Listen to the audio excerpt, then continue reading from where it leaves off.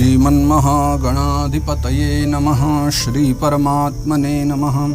श्रीमद्भागवत महात्म्य अथ द्वितीयोऽध्यायः। जय सिया राम, जय श्री कृष्ण। आज से हम श्रीमद्भागवत कथा के महात्म्य का द्वितीय अध्याय आरंभ कर रहे हैं और बहुत पवित्र तीर्थ में बैठ करके आज हम लोग ये चर्चा आरंभ कर रहे हैं। इस स्थान का नाम है श्याम ढाक। पीछे जो आप मंदिर दर्शन कर पा रहे होंगे वो भगवान श्री कृष्ण कन्हैया का मंदिर है, श्याम सुंदर का, और ये श्याम कुंड है। ये वो स्थान है जहाँ पर ठाकुर जी भोजन प्रसादी पाया करते थे, गैया चराने आया करते थे। तो जब गौ चराने आते थे, भागवत जी में भी वर्णन है, केचित पुष्पैर दलेर केचित पल्लवैर अंकुरै फलैहि। तो यही वो स्थान है जहाँ पत्तों के दोने बना करके और उसमें ठाकुर जी छाछ आदि पिया करते थे, सामग्री का भोग लगाते थे। तो आज भी यहाँ पर वो जो वृक्ष हैं कदम्ब आदि के, उनमें दोना स्वयमेव निर्माण हो जाते हैं और ऐसे दोना बन जाते हैं मिल करके जिनमें छाछ आदि जल आदि पिया जा सके। तो ये इस स्थान का एक विशेष महत्व है। इसे पवित्र तीर्थ में बैठ करके आज जैसी प्रभु इच्छा होगी उतना हम लोग चर्चा करेंगे। तो आइए आज शुभारंभ करते हैं द्वितीय अध्याय का। अथ द्वितीयोऽध्यायः। नारद उवाच वृथा खेदयसे बाले अहो चिन्तातुरा कथम् श्रीकृष्णचरणाम्भोजं स्मर दुःखं गमिष्यति। तो पूर्व के चर्चाओं में हमने इस विषय में जाना था कि नारद बाबा ने भक्ति महारानी के कष्ट की निवृत्ति के लिए अनेकों प्रयास करने फिर आरंभ कर दिए। अभी तो दोनों में चर्चा हुई और भक्ति महारानी को नारद बाबा ने समझाया है। तो अब द्वितीय अध्याय से फिर उनके दुख दूर करने का वो प्रयास आरंभ कर रहे हैं। वृथा खेदयसे बाले अहो चिंतातुरा कथम। नारद बाबा कहते हैं कि हे बाले, हे भक्ति महारानी, आप व्यर्थ ही वृथा ही अपनी जो चिंता कर रही हो उसको दूर कीजिए। श्री कृष्ण चरणाम्भोजम, श्री कृष्ण के जो चरण कमल हैं उनका स्मरण कीजिए, तो उनका स्मरण करने से आपके दुख मिट जाएंगे। द्रौपदी च परित्राता येन कौरव कश्मलात् पालिता गोप सुंदर्यः सकृष्णः क्वापि नो गतः। जिन्होंने द्रौपदी की रक्षा करी, द्रौपदी च परित्राता, जिन्होंने द्रौपदी की प्रार्थना पर आकर के उसके वस्त्रों को बढ़ाया, उसकी रक्षा करी। ये न कौरव कश्मलात, उन कौरवों की विपदा से द्रौपदी की रक्षा करी। पालिता गोप सुंदरिया है, और जिन्होंने वो जो गोप सुंदरियाँ थी उन सभी पर कृपा करी। सकृष्ण क्वापि नो गतः, वो कृष्ण भी कहीं चले नहीं गए। और ये नारद बाबा भक्ति महारानी को तो समझा ही रहे हैं, लेकिन वर्तमान काल में हम सभी भक्तों के लिए भी वो ये उपदेश कर रहे हैं कि हमें भी ये बात समझनी चाहिए कि वो श्री कृष्ण कहीं गए नहीं हैं, वो सदा सर्वदा निकट ही हैं, हमारे कहीं आसपास ही हैं। बस हमारी जो भावना है वो गोपियों के समान, द्रौपदी के समान उतनी सुदृढ़ होनी चाहिए। त्वं तु भक्ति प्रिया तस्य सततं प्राणतोधिका त्वयाहूतस्तु भगवान याति नीच गृहेष्वपि। ये तीसरा श्लोक है और ये श्लोक भी मैं प्रायः बहुत सुनाया करता हूँ सभी को, क्योंकि इस श्लोक में बहुत प्रिय बात मुझे लगती है। हमारा कोई बहुत प्रियजन होता है ना, अपना निज जन, उसके लिए हम लोग सदा यही कहते हैं कि भैया तू तो मेरे लिए प्राणों से भी ज़्यादा प्रिय है। तो जो प्राणों से ज़्यादा प्रिय हो वही हमारे लिए सर्वाधिक प्रिय होता है। तो भगवान का प्रिय कौन है?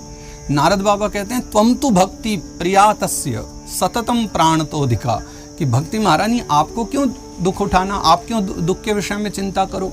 अरे संसार में परमात्मा को अगर सर्वाधिक कोई प्रिय है तो वो आप हैं, आप सबसे ज्यादा उन्हें प्रिय हैं।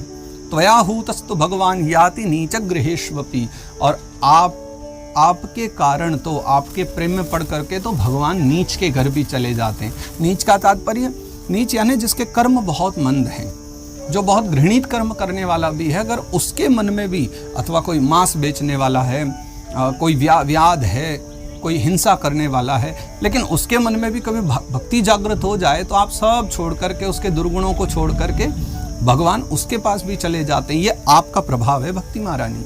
सत्यादित्रियुगे बोध वैराग्यो मुक्ति साधकौ कलौ तु केवला भक्तिर्ब्रह्म सायुज्य कारिणी। सत्यादित्रियुगे बोध वैराग्यो मुक्ति साधको। देखो सतयुग, त्रेता, द्वापर, ये जो तीन युग है ना, इनमें तो नारद बाबा कहते हैं ज्ञान और वैराग्य साधकों के लिए यही मुक्ति का एक साधन थे। ज्ञान और वैराग्य को प्राप्त करके साधक जन मुक्ति पा लेते थे। लेकिन कलौ तो केवला भक्तिर ब्रह्म सायुज्य कारिणी, कलिकाल में तो केवल और केवल भक्ति मात्र ही ऐसी है जो पर ब्रह्म को प्राप्त करा सकती है। और क्योंकि ज्ञान वैराग्य कलिकाल में आते आते व्यक्ति को सन्मार्ग ही देते हैं, ऐसा नहीं है कि ज्ञान वैराग्य अब अपना प्रभाव ना करें, पर समस्या ये है कि कलिकाल में ज्ञान वैराग्य को पाकर के व्यक्ति अहंकार में डूब जाता है। कलिकाल में भी ज्ञान वैराग्य होना बहुत अच्छा है, लेकिन कहीं ना कहीं ज्ञान वैराग्य से अहंकार भी उपजता है, इसलिए उसके साथ भक्ति की परम आवश्यकता है जीवन में। तो ये जो काल है, कलौ तो केवला भक्ति, कलिकाल में तो केवल भक्ति ही सर्वश्रेष्ठ है। और हमारा जो भागवत पुराण है इसमें ज्ञान है, वैराग्य है, लेकिन मुख्य उनकी माँ भक्ति, भक्ति के विषय में चर्चा है। भागवत भक्ति प्रधान ग्रंथ है। राधे श्याम भैया, जय श्री राधे। आओ बैठ लो। अच्छा अच्छा, वो कुछ बता रहे थे। अच्छा अच्छा, ठीक, वहाँ से आए तो। अच्छा, तभी स्नान कर रहे सभी लोग? अच्छा अच्छा, इसी गांव में ही हो गए थे? पड़ोस में बड़े बुजुर्ग थे? कौन थे? अच्छा अच्छा, आप ही के थे। इति निश्चित्य चिद्रूपः सद्रूपां त्वां ससर्जः परमानंद चिन्मूर्ति सुंदरीं कृष्णवल्लभाम। तो ये विचार करके ही, क्योंकि तुम श्री कृष्ण की सबसे परम प्रिया हो, इसीलिए भगवान ने, जो भगवान का एक सतोगुण है, भगवान का सत स्वरूप है, भगवान ने अपने सत स्वरूप के द्वारा तुम्हारा निर्माण किया है। तुम भगवान के सत स्वरूप से प्रकट हुई हो। परमानंद चिन्ह मूर्ति, उन पर जो परमानंद चिन्ह मूर्ति भगवान हैं, तुम उनसे प्रकट हुई हो। सुंदरीम कृष्ण वल्लभाम, हे सुंदरी भक्ति, आप साक्षात कृष्ण वल्लभा हो, कृष्ण प्रिया हो। अब देखो, बहुत बार जब हम लोग चर्चा करते हैं, अच्छा मैं पहले दिन की बात करूं, जब हमने शुभारंभ किया था उस दिन एक दिन हमने एक बात से ही आरंभ की थी कथा। हम ये विचार कर रहे थे कि राधा रानी का नाम श्रीमद् भागवत जी में नहीं है। देखो, उसके पीछे तो ये कारण थे कि श्री शुक प्रगट कियो नहीं आते जानी सार को सार। श्री राधा रानी का जो नाम है वो तो सभी सार का भी सार भाग है, इसलिए सुखदेव बाबा उनको नहीं लेते कि सब उसके योग्य हो ना हो। फिर एक कारण और भी है कि जैसे राधा रानी का नाम उच्चारण करते थे, सुखदेव बाबा को समाधि लग जाती थी, वो रोमांच हो आता था शरीर में, इसलिए भी वो नाम नहीं लेते थे, क्योंकि परीक्षित को कथा भी सुनानी है 7 दिन में। लेकिन फिर भी अगर एक भाव दशा से आप देखा जाए, क्योंकि अभिधा लक्षणा व्यंजना 3 प्रकार से अर्थ हो जाते हैं ना किसी भी श्लोक के, तो यहाँ भी अगर आप एक भावार्थ देखते हुए सदा चलोगे तो स्थान स्थान पर राधा रानी का नाम है।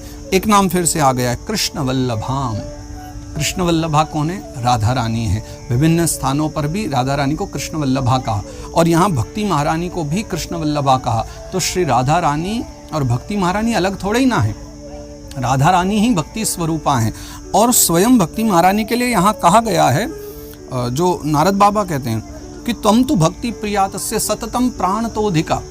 यहाँ कह रहे हैं कि आप उनके प्राणों से भी ज्यादा प्रिय हो। और वहाँ क्या कहा था अंतिम में जो महात्म्य है, वहाँ भी तो वही चर्चा, आत्मा तो राधिका तस्य। तो राधा रानी और भक्ति का वो एक ही स्वरूप है।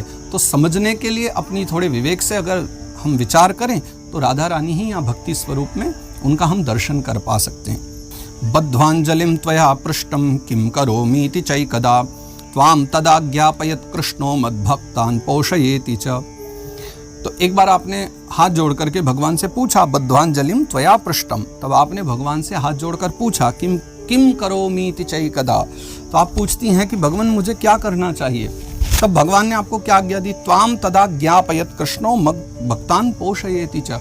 भगवान ने आपको यही तो कहा कि जाओ और मेरे जो भक्त हैं मद भक्तान पोषयेति, मेरे भक्तों का पोषण करो, बस यही आपको करना है। अंगीकृतं त्वया तद्वै प्रसन्नो बुद्धरिस्तदा मुक्तिम दासिम ददौ तुभ्यम ज्ञान वैराग्य का विमौ। अंगीकृतं त्वया तद्वै प्रसन्नो बुद्धरिस्तदा। तो जब भगवान ने आपको आज्ञा दी और आपने भगवान की आज्ञा मान ली, तो भगवान हो गए आपसे बहुत प्रसन्न। भक्ति महारानी से बड़े प्रसन्न हो गए, क्योंकि आज्ञा पालन कर ली।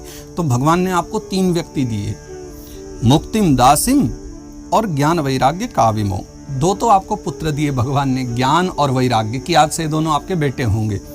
और एक आपको दासी दी है, और उस दासी का नाम क्या है? मुक्ति। इसलिए हमारे संत महात्मा जन कहते हैं कि ब्रज मंडल में भक्ति महारानी का इतना प्रभाव है कि मुक्ति यहाँ दासी बन करके पड़ी रहती है। मुक्ति कहे गोपाल सो मेरी मुक्ति दो बताए, ब्रज रज उड़ मस्तक लगे तेरी मुक्ति हो जाए।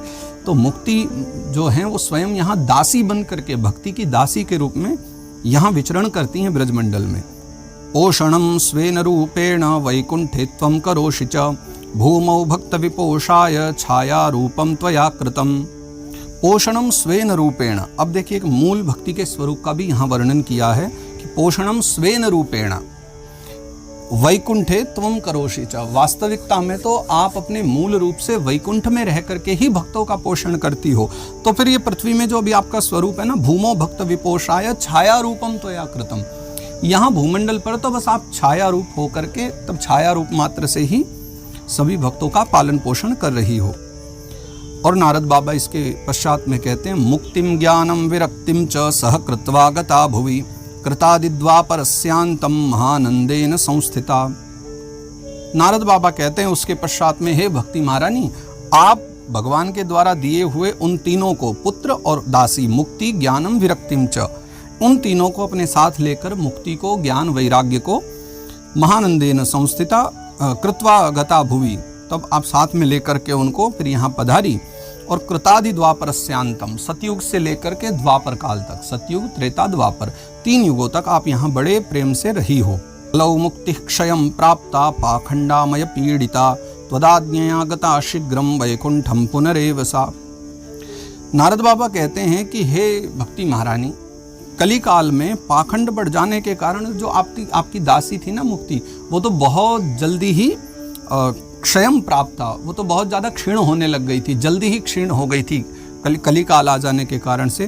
तो त्वदाज्ञया गता शीघ्रम वैकुंठम पुनरेव सा, तो कलयुग के शुभारंभ में ही मुक्ति तो आपकी आज्ञा लेकर के, आपकी आज्ञा पाकर आपने कहा उसको, तो आपकी आज्ञा से मुक्ति तो शीघ्र ही वैकुंठ चली गई और आप तीनों ज्ञान वैराग्य के साथ आप भक्ति महारानी आप यहाँ विराजी।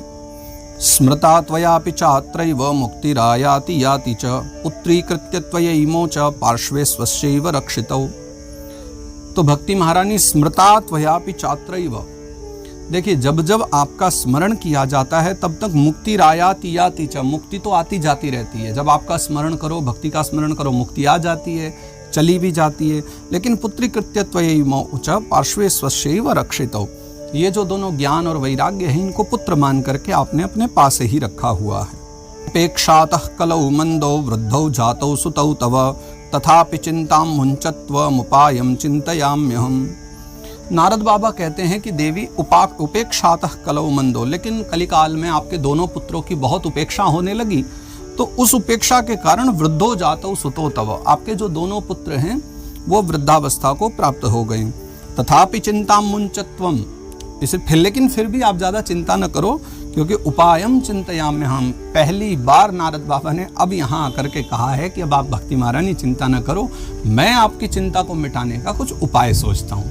और ये वचन सुन करके तब भक्ति महारानी के हृदय में बहुत शांति हुई, तब वो बड़ी प्रसन्न हो गई।